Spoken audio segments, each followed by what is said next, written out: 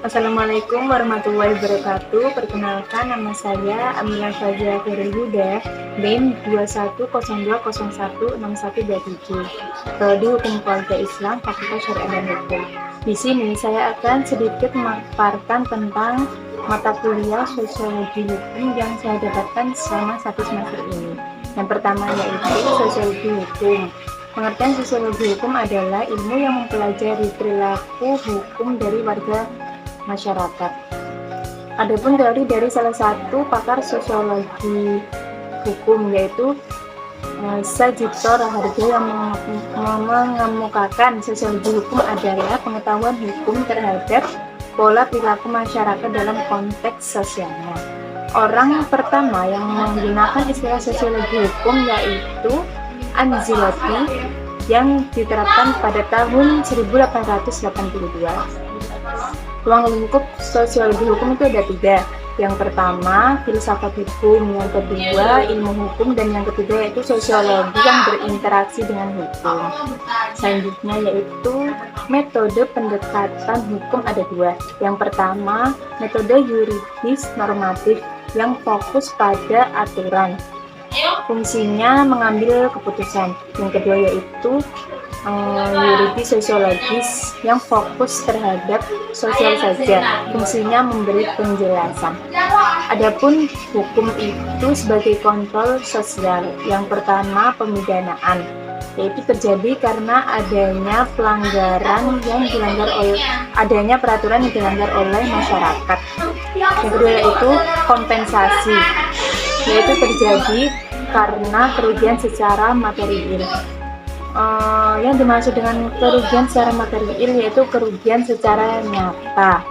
Contohnya seperti kita merusakkan barang seseorang dan barang tersebut bisa diganti oleh uang atau barang yang lainnya.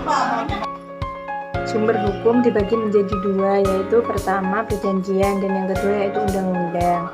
Selanjutnya, saya akan bahas tentang hukum progresif. Apa sih hukum progresif itu? Hukum progresif adalah hukum yang dibentuk untuk manusia, bukan manusia untuk hukum. Maksudnya, yaitu keyakinan dasar tidak melihat hukum sebagai sesuatu yang sentral dalam berhukum, tetapi manusia yang ada di titik pusat tersebut dalam perputaran hukum. Selanjutnya yaitu sociological jurisprudence. Apa sih pengertiannya? Yaitu ilmu yang merupakan cabang ilmu normatif. Maka yang digunakan adalah metodologi hukum. Ilmu ini memfokuskan pada pembuatan hukum dan prinsip-prinsipnya yang berlaku di kalangan masyarakat. Selanjutnya yaitu hukum berkeadilan gender.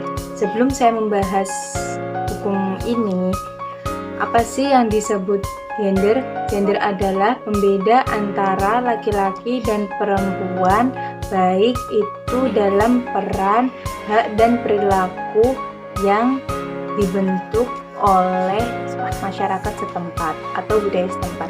Jadi, hukum yang berkeadilan gender adalah hukum yang berkeadilan sosial dalam hubungan jenis kelamin. Contohnya yaitu kekerasan fisik, baik fisik atau non-fisik, suami terhadap istrinya dalam berumah tangga. Adapun kekerasan seksual yang dialami oleh wanita-wanita rentan dan sebagainya. Dan adapun bentuk-bentuk lapisan dari dalam gender. Yang pertama yaitu stereotip, yang kedua marginalisasi, yang ketiga subordinasi, dan yang terakhir yaitu double burden.